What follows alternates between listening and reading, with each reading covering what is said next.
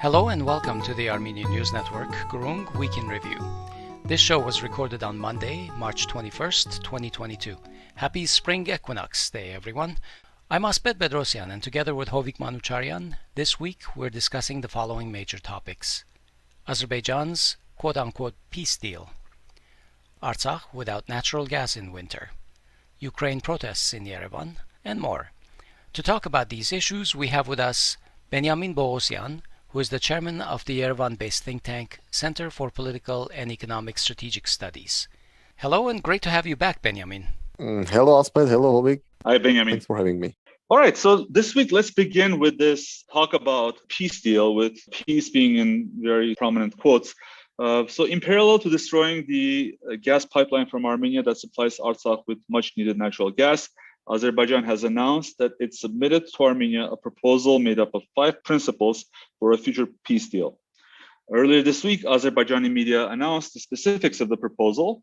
I won't go into the details, but in general, I guess very quickly, it entails mutual recognition, respect for the sovereignty, territorial integrity, inviolability of borders.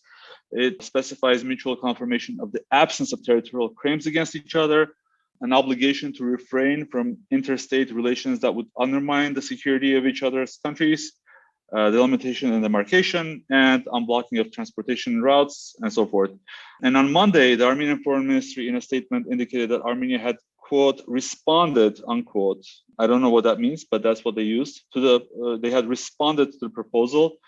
And they went further to state that Armenia had submitted the proposal to the OSCE Minsk group, asking for it to mediate in the peace process. Benjamin, I wanted to ask you, is setting up a peace deal between Armenia and Azerbaijan part of the mandate of the OSCE Minsk group? Is the OSCE Minsk group even alive? And what are Armenia's objectives in applying to the Minsk group for this proposal? Thanks. First of all, regarding OSCE Minsk group, I firmly believe that after 2020 Karabakh war, OSCE Minsk group was put in ICU, intensive care unit, and it was in ICU until February 2022 or February 24, 2022. After February 24, 2022, when we saw the rupture of Russia-West relations, and maybe the beginning of a real second Cold War, I don't think that Minsk group has any chances to get out from this ICU unit and become more active. Regarding this 5-point peace deal, which Azerbaijan offered Armenia, obviously there is a clear understanding in Azerbaijan that these 5 points, or in general, any peace deal with Armenia should fix the results of 2020 Karabakh war and should close the chapter of Artsakh conflict by forcing Armenia to recognize Artsakh as a part of Azerbaijan. But while Azerbaijan's intentions are very clear and not surprising, because even immediately after the first Karabakh war in 1994, when Azerbaijan was in a very bad situation, Azerbaijan's position was clear that Artsakh is Azerbaijan and period. So nothing new from Azerbaijani side. But Armenian government position is interesting because today our Ministry of Foreign Affairs made a statement in National Assembly that there is nothing unacceptable for Armenia in these 5 points. He simply added that we believe that these 5 points, they do not cover all relations or all peace-related issues between Armenia and Azerbaijan. And we believe that besides these 5 points, there should be discussions about the rights of Armenians living in Artsakh and about the status of Nagorno-Karabakh. But when he was asked directly, can you state that from Armenian government perspective, Artsakh is never going to be part of Azerbaijan? He declined to state this, adding that, okay, negotiations are very complicated things, so I'm not going to repeat anything here, and etc., etc. Given these 2 press conferences of Prime Minister, one, I believe, in late December 2021, and the second press conference in late January 2022, when the Prime Minister also stated that Karabakh lost any chances not to be part of Azerbaijan back in 2016, even before the 2020 war. And the growing number of statements from Armenian Ministry of Foreign Affairs and other officials that Armenia recognized territorial integrity of Azerbaijan back in late 1991 when Armenia joined CIS and ratified the CIS founding documents. And also that for Armenia, the Nagorno-Karabakh is not an issue of territories, it's simply the issue of rights of Armenians living in Nagorno-Karabakh or living in Artsakh.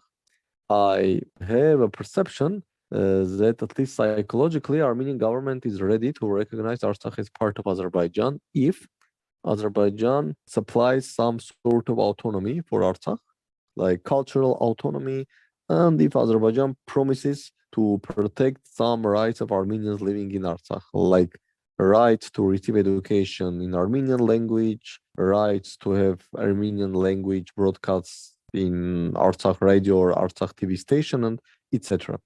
At least all these discussions about Armenia recognizing Azerbaijan territorial integrity back in 1991, telling that Karabakh has zero chances not to be part of Azerbaijan, and that Karabakh issue for Armenia is only the issue of protecting rights of Armenians living in Nagorno-Karabakh, and ending with the statement that there is nothing unacceptable for Armenia in all these 5 points offered by Azerbaijan. This brings me to the conclusion that at least on psychological level, I'm not sure about political level, but at least on the psychological level, Armenian government is ready to recognize Artsakh as part of Azerbaijan if Mr. Aliyev is willing to provide Artsakh some form of autonomy, cultural autonomy or anything else. At least this is my perception. Yeah. And in fact, there were some Pashinyan's advisor, I forget his name, also was controversially sort of, he was interviewed by Azat Utsun, and he said that, when asked the question whether, they're considering in their negotiations with Azerbaijan, whether Artsakh would be part of, Artsakh status would be part of Azerbaijan. I think he alluded to it being part of discussions, then he denied it the next day. But also parliamentarian Maria Karapetyan, also in an interview with Azat Utsun, said a similar thing, and she did not deny or rescind what she said. So it's obvious that at least, to me at least as well, that there are some trial balloons being floated. Yeah, it's very troubling. But also, I wanted to mention that all these discussions, this OSCE Minsk group thing is very odd that it's being brought up right now, and it seems like it's being pulled out from the morgue, as you're saying. But all these discussions are happening in the context of the Antalya Diplomatic Forum, Mirzoyan having very active discussions with Lavrov. I think Pashinyan himself met with Blinken, then Francis Le Drian, and also Pashinyan talked with Putin directly. So, what is this active diplomatic flurry that's going on? What does that mean? And once again, why the OSCE Minsk group? Okay, regarding this diplomatic active efforts, we haven't heard anything from OSCE Minsk group as a group. Yet, the US Secretary of State during his phone call with Pashinyan stated that, okay, US was willing to support Armenia-Azerbaijan peace. The French Minister of Foreign Affairs also had discussions with Armenian and Azerbaijani counterparts, I believe, and again stated that France is ready to support peace between Armenia and Azerbaijan. But again, these are individual countries. None of them said that, okay, we as a co-chair of OSCE Minsk group are ready to bring Armenia-Azerbaijan peace treaty into this Minsk group mandate or Minsk group discussions. Right. Because all of the statements were individual country statements. Yes, as an individual country statement. And let's not forget that the mandate of co-chairs, it was approved, I believe, in March 1995, and it's solely focused on the settlement of Nagorno-Karabakh conflict. There was nothing on Armenia-Azerbaijan relations. Yeah. So why Armenia brought this up? I only have one rational explanation, that maybe Armenian government needs more time before starting this active negotiation process with Azerbaijan regarding Armenia-Azerbaijan peace deal. And simply by alluding to OSCE Minsk group, Armenian government wants somehow to get more time before the negotiation starts. Because now everybody understands that, okay, what is it Minsk hoping group for? is not functional. I'm not sure that it's hoping for anything, but maybe he believes that he needs more time to prepare Armenian population. That, for example, the peace deal with Azerbaijan means recognizing of Artsakh as a part of Azerbaijan with some sort of rights, and maybe to prepare Armenian populations that at the end of the day, this is not a very bad thing, that if Azerbaijan is ready to provide Armenians in Stepanakert with rights to speak Armenians, learn Armenian, go to Armenian schools, and etc., maybe this is not the bad thing. I'm afraid that by trying to have more time, I don't believe that Armenian government believes that after 1 year or after 6 months, Mr. Aliyev will be ready to recognize Nagorno-Karabakh as an independent country or as a part of Armenia. But maybe they hope that they will be able to convince at least part of Armenia's population that, okay, guys, we have two options. Is another war, but this time is unique, or to believe or to accept Mr. Aliyev promises of happy life of Armenians in Artsakh as a part of Azerbaijan on its face value. So you don't see any elements of Russia versus the West contention in this proposal or any of these negotiations? Both Russia and West, they are interested in some stability in South Caucasus. And they were interested in some stability in South Caucasus both before this Ukraine crisis or Ukraine war and also after.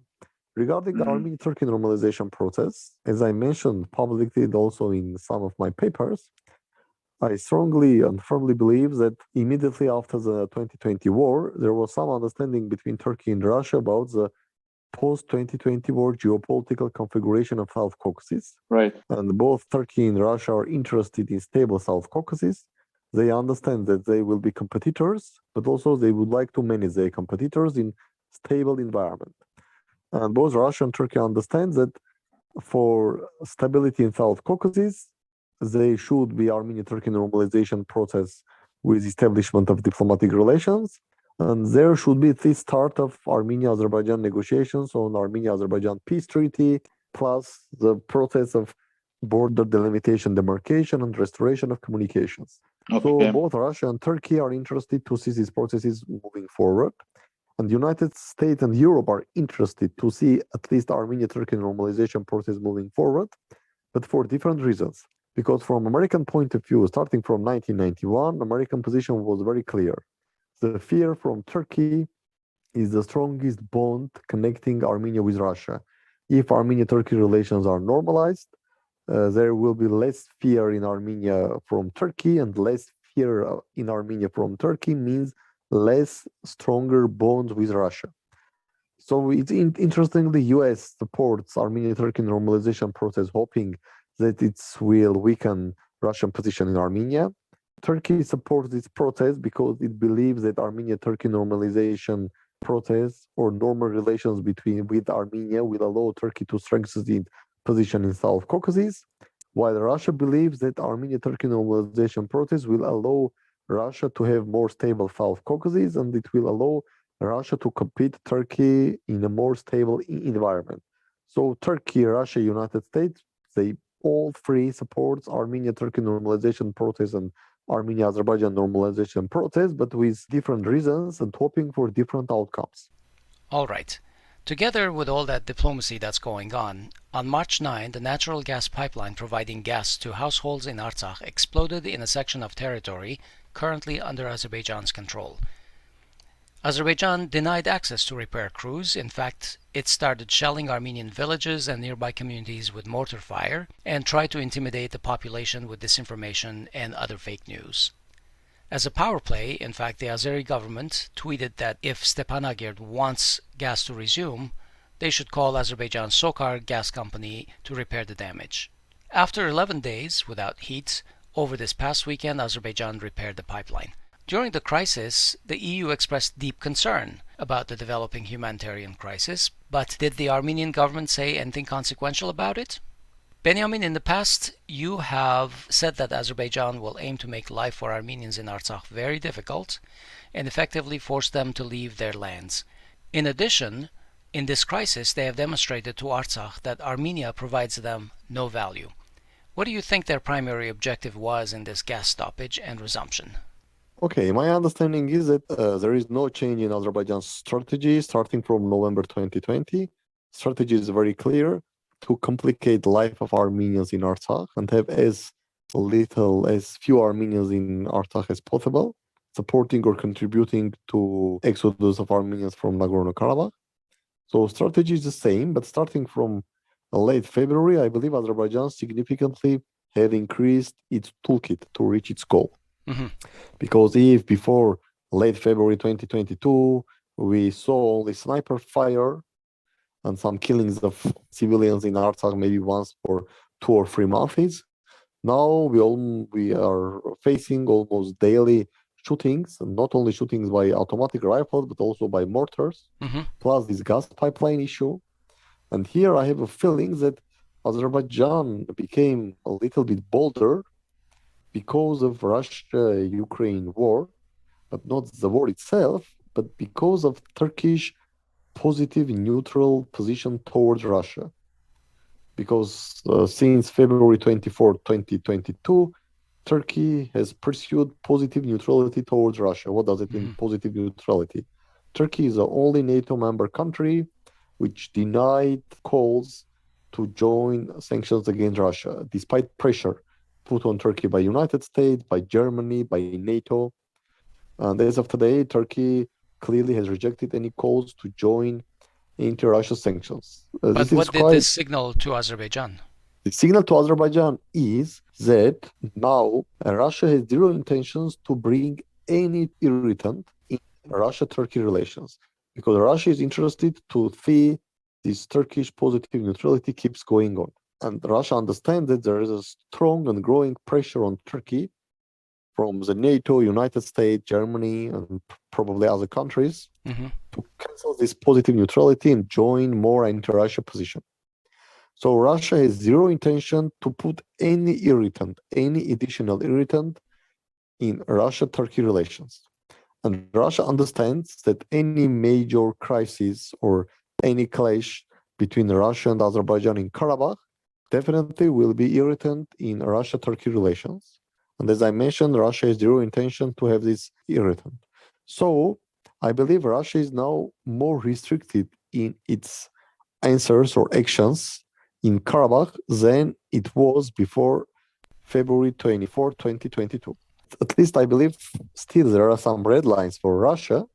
The red lines are either direct assassination or killing of Russian troops by Azerbaijanis, or a large-scale attack to invade or to put Azerbaijani tanks into Stepanakert, Martuni, Martakert, or Askran. But anything below these 2 actions, either Azerbaijani tanks in Stepanakert or killing of Russian troops, Russia will try to answer in a more restricted way to Azerbaijani's actions. Azerbaijan knows this, and now Azerbaijan feels itself in a position to put more pressure and to get less reaction from Russia. Right. So I believe that now, because we see that, okay, what Russian peacekeepers did when Azerbaijan started to shell, for example, the village of Kramort with rifles, mortars, and puts its recordings demanding from Armenians in Armenian language to leave these ancient Azerbaijani lands and other blah, blah, blah. Yes, the Russian peacekeepers brought some armored vehicles into Kramort with Russian flags. But frankly speaking, there was no fire from Russian peacekeepers toward Azerbaijanis. So they brought these armored vehicles telling Azerbaijanis that we will not allow you to enter the village. But from Azerbaijani point of view, they even don't need to enter the village. They can shoot to the village with rifles and with mortars and simply force Armenian population to leave. And at least from Kramort, Armenians were forced to take women and children from Kramort. I don't believe that, for example, if on February 20, 2022 or in December 2021, if Azerbaijan will start to shelling the villages with mortars, the Russian only answer would be simply to bring some armored vehicle with Russian flag and nothing else. But now Russia understands that anything serious between Russia and Azerbaijan, it will or it may be an irritant in its relations with Turkey. And as I mentioned, Russia has zero intention to have this. Benjamin, I have a couple of questions. First of all, all these disturbances and disruption of Armenian life in these lands, does it show anything to the West that Azerbaijan cannot control these lands after some kind of a status determination is made on the part of the OSCE-MG? Okay, I believe that the West has clear understanding that the so-called peaceful coexistence of Armenians and Azerbaijanis, both being citizens of Azerbaijan, holding Azerbaijani passports and being under Azerbaijani control, this is science fiction or fairy tale. Mm-hmm. So West understands that, okay, if Azerbaijani, even not troops, if Azerbaijani state institutions enter Stepanakert, like police, I don't know, mayor, vice mayors, and or even Azerbaijani population enters Stepanakert, Mm-hmm. there could be no peaceful coexistence. Simply Armenians will leave, and we will have the situation, kind of situation which we have in Shushi and Hadrut, Right. where there is Azerbaijani administration and zero Armenians. But also, West knows very well, both United States and EU, that if there is no Russian troops in Karabakh, they are not able to do anything to prevent the entrance of Azerbaijani troops or Azerbaijani police or Azerbaijani state institutions into Stepanakert. The West knows this very well, that they are not in a position to call Mr. Aliyev and say, look, Mr. Aliyev, we all recognize Karabakh as an Azerbaijan, but we are telling you never dare to send your officials into part of Azerbaijan. Otherwise, we will send our troops into Stepanakert to fight against Azerbaijani troops. Although the European Union is an organization, individual Western state, I don't know, United States, Germany, France, Italy, Mm-hmm. Spain, Portugal, I don't know, Belgium, Netherlands, Sweden, Finland, and etc. They are not going to send their troops to prevent Azerbaijani state institutions entrance into Stepanakert. The maximum which they are going to do in that case, maybe they will make statements with very deep concerns. Nothing In more. fact, the West showed the unprecedented position in terms of the issue of Artsakh this weekend when Azerbaijan held some events in Shushi on the 30th anniversary of Azerbaijan joining the UN. And the UN was officially represented in Shushi, and there were some gleeful statements made. In fact, this correlated with the time when gas was turned on for Artsakh. And some are saying that as soon as the UN delegation left Shushi, the gas was turned off again. It seems like this is confirming what you're saying, Benjamin, that the West has sort of probably now even more than ever before accepted, has less power to affect Azerbaijan's behavior. Okay, first of all, we should understand that all countries, including, of course, Russia, but now we are discussing West, all countries in the world recognize Artsakh as part of Azerbaijan. And no country can simply call to another country and say, okay, guys, I recognize this territory as part of you, but I'm not allowing you to do something in your territory. So no one, like French President Macron, cannot call Mr. Aliyev and say, okay, don't do anything in Shaki region of Azerbaijan for whatever reasons. This is not going to happen. And neither Mr. Macron nor Chancellor Scholz, nor, I don't know, the President Biden is going to say, okay, I will send American or German or French troops to Stepanakert, despite the fact that we recognize that Stepanakert is part of Azerbaijan, to take part of Azerbaijan from Azerbaijan. This sounds But insane. Benjamin, Of course, we have Russia, seen that it's not always about troops, right? Obviously, in Ukraine, they are not committing any troops, but they are able to put very difficult sanctions. Like if they were to say that Aliyev is no longer acceptable as a leader of Azerbaijan and they will take the banking system out so Azerbaijan cannot deal with any other countries, wouldn't those options say that this is not the way to treat the Armenians of Artsakh? To me, the fact that the West is not even interested in these measures says that they are simply not there for Armenians. okay, but we have to understand that Ukraine is a sovereign state, and West puts these very tough sanctions on Russia because Russian troops entered the territory of sovereign state. But even if we are going into the Ukraine issue, from my point of view, this is not the Russia-Ukraine war. Frankly speaking, this is the US-Russia confrontation on the structure of post-unipolar world. Mm-hmm. But at the end of the day, West put sanctions on Russia because Ukraine is an independent state. But again, no country in the world, even Armenia, did not recognize Artsakh as an independent republic. So yes, if United States recognized Nagorno-Karabakh independence, theoretically, at least, they will not send troops to Stepanakert. But if Azerbaijani troops enter Stepanakert, they may put sanctions on Azerbaijan. But I don't believe that anyone thinks that the United States or anyone in the world is going to recognize Nagorno-Karabakh independence, especially if Armenia hints that he's ready to recognize Especially Artsakh at this point in time, Azerbaijan. yes, So obviously. it makes no sense from any point of view. Of course, you may say that, but Russia also does not recognize Artsakh independence. Yes, but the key difference is here. Russia recognized Artsakh as part of Azerbaijan de jure, but de facto, we all know that these 3,000 square kilometer territories, which Azerbaijan was not able to invade during 2020 war, these territories are de facto Russia-controlled territory.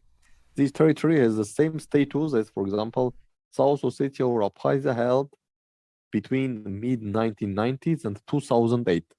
Yes, starting from mid-1990s until 2008, Russia recognized Abkhazia and South Ossetia as part of Georgia de jure. But de facto, whole Abkhazia and part of South Ossetia was controlled by Russia.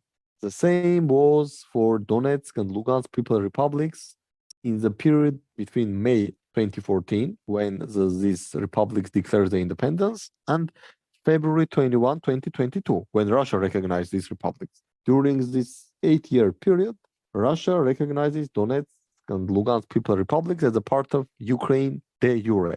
But de facto, these were Russia-controlled territories. The same is with Artsakh. Russia recognized Artsakh de jure as part of Azerbaijan, but de facto it's a Russia-controlled territory. And my understanding is that by signing this declaration about allied interaction, Azerbaijan also accepts the fact that, okay, I know that this is a de facto Russia-controlled territory and I have no influence on that. And Russia knows it, Armenia knows it, Azerbaijan knows it. But also Azerbaijan and Russia knows that de jure this is a Azerbaijani territory. So this is the difference. But no other country is going to do that. So if Russian troops are going to leave Artsakh, I'm not sure that anyone will force Azerbaijan or any country is able to force Azerbaijan to make such a deal that, okay, and I don't imagine the situations that, for example, Germany will sign a deal with Azerbaijan that, okay, Artsakh is a de jure Azerbaijan, but de facto German-controlled territory. For me, it's science fiction. Benjamin, what's your assessment of Armenia's response, or rather non-response? Are they truly as impotent as Azerbaijan has shown them to be in helping Artsakh? From Armenian government point of view, Armenia has nothing to do with Artsakh security. Armenia has anything to do with paying pensions, salaries, and funding some construction in Artsakh, as far as Armenians living in Artsakh, nothing more. If any Armenian leaves Artsakh, I mean, for Armenia, for Russia, for United States, okay, Armenia neither happy or not happy with it. If there are 0 Armenians in Artsakh, it means that simply Armenia is not transferring any money to Artsakh. All right, let's move on. I wanted to talk a little bit about the issue of Ukraine, however, with the twist, with essentially trying to understand the view of the war from Yerevan. As we know, today is the 26th day of the Russo-Ukrainian war. And so far, Armenia has been very reserved in commenting or expressing support for one side or another. Obviously, there are sizable Armenian diasporas in both Ukraine and Russia. And naturally, each of those communities support the country in which they live in. And in fact, in addition to that, both Russia and Ukraine have bestowed medals to ethnic Armenians serving as part of their armed forces. Meanwhile, in Yerevan this week, we had 2 protests with competing messages. On Saturday, the Communist Party of Armenia, yes, they still exist, had a protest in support of Russia's invasion of Ukraine. Meanwhile, on Sunday, there was an anti-war protest. I would say both protests were not very big, hundreds of people max. Of course, the Ukrainian media latched onto the pro-Russia protest, and I don't think there was much coverage of the anti-war protest itself. And anecdotally, at least I have noticed that open display and support for either side seems to be very reserved, even among the population. But that's my own observation. Benjamin, what are your impressions about the public moods in Yerevan? And in general, how do you explain Armenia's stance and the stance of an average Armenian to, let's say, maybe like a Western audience who doesn't know the uniqueness of Armenia's predicaments? It's very difficult to say about the position of average Armenian. Definitely all are following the war. The media is following the war. Of course, in general, there is a perception that something terrible is happening in Ukraine because this country is being destroyed.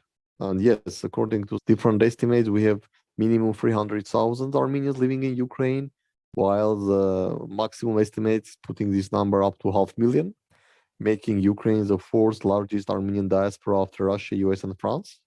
Also, according again to different estimates, we have from 50 to 70,000 Armenians living in Donetsk and Luhansk People's Republic, even before the February 2022. And yes, we have approximately 2 million Armenians in Russia. So in general, yes, there is a feeling that, of course, war is a terrible thing. Of course, we all remember the 44 days of terrible 44 days of Artsakh war. So I don't think that anybody happy by seeing this. And also, of course, there is a conflicting or contradicting information. People who are above 40 mainly receive information from Russian language media like Russian TV channels or Russian Telegram channels. Younger generation or part of younger generation receives information via internet, via Western sources. But in general, frankly speaking, I don't see that there is some really feeling of urgency among average Armenians. Yes, there is a war, it's a very bad thing, but mostly here in Armenia, you feel the war only by two things. First, there are some increase of prices in Armenia, I mean food prices, and also definitely we have terrible increase of renting prices because up to 50,000 Ukrainians, Russians, even some people from Belarus arrived in Armenia. So now you see more Russian-speaking people in downtown Yerevan, Right. and we have approximately double increased rent prices in Yerevan because more than I believe 90% of these people wants to live in Yerevan. Of course, there are some discussions that okay, if this continues, maybe Armenia will face some food shortages. I don't know, grain, sugar, sunflower oil, and etc. That's exactly what I want to talk about. So, Russia, as we know, has banned exports of grains to EU countries. And to me, that is the most scariest of these, potential repercussions. I wanted to ask, are a lot of people in Armenia in denial about that? Because, Armenia is a very large grain consuming country and 90% of grains usage is imported. But also, so far, at least publicly, the Armenian government has been able to maintain this more or less neutral stance. Well, Hovik, let me also yeah. mention that I don't know if the Armenian people have been in denial because the Armenian government has flat out said that the grain reserves are adequate for many months. I don't know if that's true or not, but the reality is that the government has said that there's nothing to panic Downplayed, about. yeah. Regarding the export ban to Eurasian Economic Union countries, as far as I know, there is a public or semi-public understanding between Russia and the Eurasian Economic Union member states. I believe mostly between Russia, Armenia, Russia, Kyrgyzstan, and maybe Russia, Belarus, because Kazakhstan itself is a grain producer and grain exporter. Mm-hmm. There is some public or semi-public understanding that Russia banned this export to Eurasian Economic Union not to allow re-export of this grain to Europe. Because from Russian perspective, for example, they told Armenia that, okay, we know that, for example, Armenia imports, let's assume 100,000 tons of grain from Russia per year. So we simply do not want to see a situation that suddenly at the end of 2022, we will have a situation when Armenia suddenly imported 1 million tons of grain. And then from this 1 million ton, 900,000 tons have been re-exported to Europe. So Russia told Armenia that, okay, we know how much grain you need, and by special licenses, because even this government decision to ban export to Eurasian Economic Union, there is a waiver that some export is still available through special licenses. Yeah, that makes sense. So Russia told us that, okay, we know that you consume 100,000 ton of grain, we will issue special license and you will receive your 100,000 ton of grain. But sorry, guys, we are not going to export to Armenia 1 million ton of grain, then to see these 90% of this grain be re-exported to Europe. Interesting, because I was trying to tie it to the neutrality question and whether that's a form of pressure to make Armenia move more towards Russia in its neutral position. But in general, do you expect any changes in Armenia's stance so far has been able to resist, I guess, calls to be more pro-Russian. Do you think that something will change, especially considering that Pashinyan is going to visit Russia in April? Let's see. Frankly speaking, I'm not aware that, for example, Russia asks Armenia to recognize Lugansk and Donetsk People's Republics in the independence after February 21. And I'm not sure that Russia is going to do that. Even Belarus has not recognized the independence, while Belarus is now much closer to Russia, especially after 2022 presidential elections when Russia saved Mr. Lukashenko. And we all know that Russian troops entered Ukraine territory also from Belarus, especially near Kiev. Right. So I will be surprised, really surprised, if Russia asked Armenia, for example, to recognize Lugansk and Donetsk People's Republic independence. Because I don't believe that this will give Russia big passes, but definitely it will complicate Armenia's life because the West will accept this as something like personal insult. Yeah. Even Armenia is, and frankly speaking, it will be very strange for Armenia to recognize anyone independence, not recognizing Artsakh. Artsakh, that's right. It will be really insane. I mean, even for Armenian reality, it will be, if not science fiction, and my impression, Benjamin, simply. My impression is that the recognition on the part of Russia of Donetsk and Lugansk is possibly negotiable for a peace deal with Ukraine. I myself... Frankly speaking, regarding this outcome in Ukraine, I'm not so optimistic as you. Frankly speaking, my understanding of this situation in coming months or the end game is this.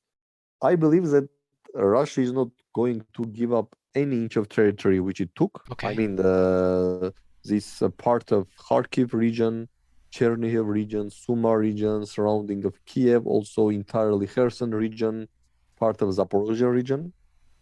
Definitely Russia will take the entire Donetsk and Lugansk regions, because we know that partly these former Donetsk and Lugansk oblasts are still controlled by Ukraine. This is not only this city of Mariupol, but also the two big cities in Donetsk Oblast, Slavyansk and Kramatorsk, and also two cities in Lugansk Oblast, Severodonetsk and Lysychansk. So my understanding is that Russia will occupy or take control of entire Donetsk and Lugansk oblasts in their former borders as a part of Ukraine. Then Russia will also either take Odessa or cut Odessa from other part of Ukraine, making Ukraine as a landlocked country. Probably they will also take Kharkiv, and maybe even they will come closer to Dnepr. After that, some ceasefire will be signed. No peace deal. No one is going to sign any peace deal between Russia and Ukraine. This is my perception. Then some ceasefire may be signed. But after, when again Russia will take entire Donetsk, Lugansk Oblast, and also will cut Ukraine from Black Sea entirely, making Ukraine landlocked country. And cutting it off from Turkey as well. Yes, then ceasefire will be signed, and we will have another frozen conflict, and this will take for years. And West will continue its sanctions, and Russia will adapt its economy to these sanctions, and this may take years for any new changes. And during these years, I don't exclude that Russia, after taking control of entire Donetsk and Lugansk oblasts, Russia may organize another referendum in Donetsk and Lugansk People's Republic. This time putting the question, do you want to be a part of Russian Federation, like Russia did in Crimea? And then Russia will, I believe, most probably will join Donetsk and People's Republics into Russian Federation, while they may organize another People's Republics in Odessa, Kharkiv, Kherson. Of course, West believes and West will do everything to start guerrilla warfare in these territories. They will provide money, they will provide weapons, and definitely some form of guerrilla warfare will start. But also Russians will try to have some pro-Russian Ukrainians and make this guerrilla warfare in these territories controlled by Russia not only conflict between Russia and Ukraine, but also conflict with Ukraine and Ukraine. This is a very famous tactic. An interesting like United scenario. United States did in Vietnam in late 1960s. Because let's not forget that it not only was a war between Russia and United States and Vietnam, and the proxy war between Soviet Union, China, and United States in Vietnam. But it also was a civil war in Vietnam because there was a South Vietnam who was supporting United States, and there was North Vietnam who was fighting United States. The same was in Afghanistan during Soviet invasion. There was also pro-Soviet Afghans. So it was not only that Mujahideen were fighting Soviet Union or Russians. There was a fight between Soviet Union and Mujahideens. There was a proxy war between United States and the Soviet Union in Afghanistan. But also there was a civil war in Afghanistan between pro-Soviet Afghans and pro-American or anti-Soviet Afghans. And by the way, the same did United States when United States occupied Afghanistan in 2001, because there was this Afghan security forces and US spent, I believe, tens or hundred billions of dollars trying to increase the capacities of these Afghan security forces. But at the end of the day, especially after 2014, when there was a significant drawdown of American troops, there was also some kind of civil war in Afghanistan, and Talibs who are mainly Pushtun, but also these Afghan security forces were mainly Pushtun. So pro-American and anti-American Pashtuns were killing each other in Afghanistan, alongside with Pashtuns killing Americans. So I believe that Russia will try to do something similar in Ukrainian to transform the war between only war between Russia and Ukrainians and proxy war of US Russia in Ukraine also into some kind of war with pro-Russian and anti-Russian Ukrainians. Right. But the one thing is clear that if before the war Ukraine was a semi-failed state, now Ukraine jumped into the failed state, and I'm afraid it will be failed state for years or decades to come. Right. The only clarification I wanted to have, I also don't think Armenia will recognize maybe Lugansk, or I don't think that's being demanded of Armenia. But Armenia is, or Pashinyan, I guess, is presiding over the CSTO. And I'm just wondering, very quickly, if you have time, whether CSTO will have any role in after a ceasefire is signed. Would you expect CSTO to have some kind of peacekeeping role? And that's what I was thinking, maybe something that Armenia can choose to do or not to do, and maybe that's what's being asked of Armenia. But any thoughts on that? It's very difficult to make any predictions. I will say this way. I'm not in a position to say that after this hypothetical ceasefire, CSTO will have a role in the part of Ukraine which will be controlled by Russia, but I cannot exclude that somehow CSTO will be involved in the process, in the territories which will be controlled by Russia after ceasefire. I cannot exclude that. It's very difficult to now speculate on what this role will be, the role of Armenia will be, etc. But I cannot exclude that after ceasefire agreement, CSTO will somehow be involved for some actions in the territories which will be de facto controlled by Russia after ceasefire. Mm-hmm. And I guess that would be a CSTO without Russian troops. No. Okay. Or probably majority, maybe Belarus troops and Kazakh troops, and maybe even Armenian troops. That's what I was thinking about. Okay, if it will be a CSTO decision, I don't think that current Armenian government after the 2020 war is in a position to stop this or to say, no, we are not going to send Armenian troops. But definitely this will be after ceasefire. I don't believe that anything CSTO will be involved anyway, as far as there is no ceasefire agreement between Russia and Ukraine. Right. Okay. Well, let's move on. There was just one minor thing that we want to talk about regarding municipal news. Just a quick update on the aftermath, essentially, of the municipal elections from last December. As of last Saturday, Vardenis finally has a legitimate community leader. As a reminder, there was a crisis, a political crisis in Vardenis because civil contract team objected to the previous election results, which saw Aharon Khachatryan elected as the community leader. In fact, things got so bad that the newly elected Avakani was prevented from meeting in the city hall, and Khachatryan was sworn in the courtyard of the city hall at that time. And after months-long conflict, including a court challenge, there was a new vote that was held, I believe, last Saturday or last Sunday. And by a vote of 14 yes to 13 no, Khachatryan was finally elected again as a community leader. And the two alliances that voted for him are the Aharon Khachatryan and United Vardenis Alliance. Civil contract provided the 13 no votes and essentially stormed out of the meeting afterwards. Any thoughts on this, Benjamin? And have you been following the internal scene in Vardenis and other places, for instance, in Syunik?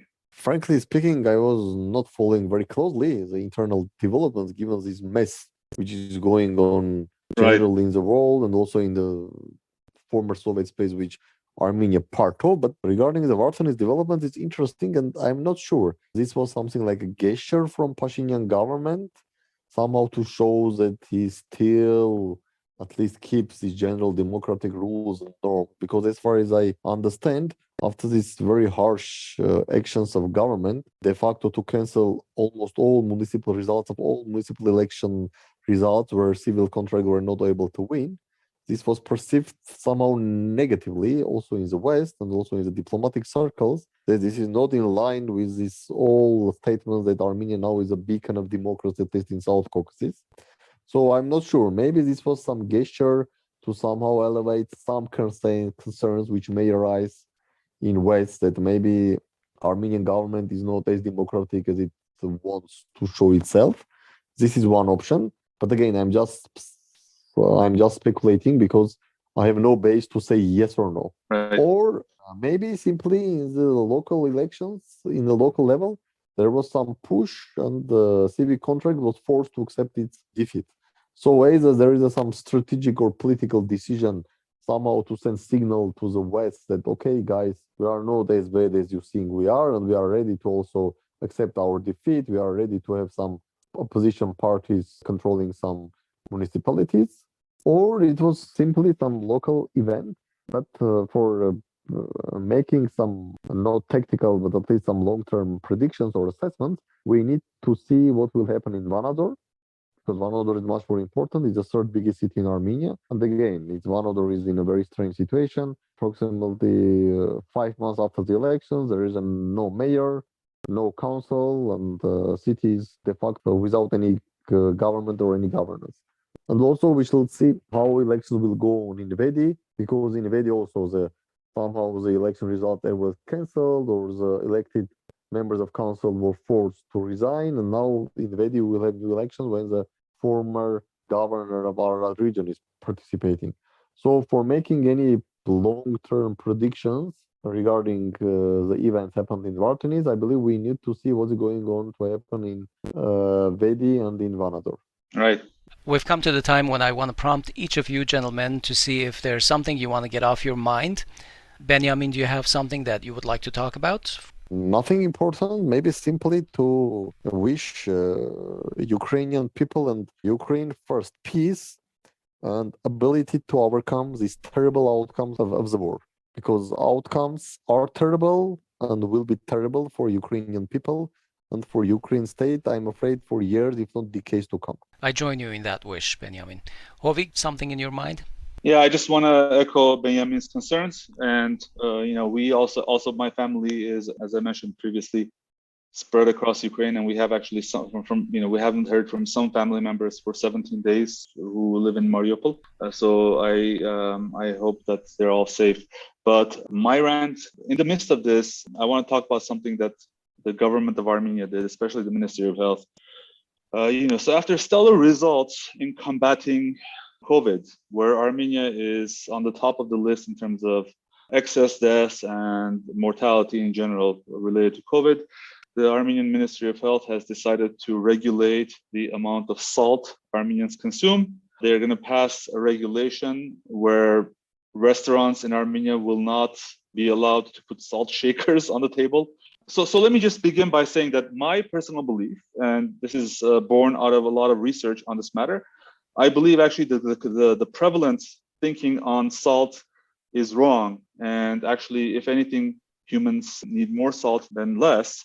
For this, you can refer to Dr. James DiNicola Antonio's book called The Salt Fix. He's a well-known researcher in cardiovascular health. But, even that aside, I mean, this ridiculous, some people think that, okay, fine, what it is, it's not a big deal. They're just people can request salt shakers. But if you think of in terms of public health, for instance, for every single life they want to save from a vaccine, they have to treat hundreds of people. So when you think of public health, you think about how many lives you can save. And from this perspective, if you deprive even a little bit of salt to the general population, you do affect mortality, you do affect the people's health. My thought is are they out of any ideas? Have they fixed all public health issues where now they're going after salt intake? And even if this is correct in terms of public health policy, which, as I said, I disagree, are they going to be even enforcing this, or is this going to be just another policy that's left out there unenforced and is going to make just be another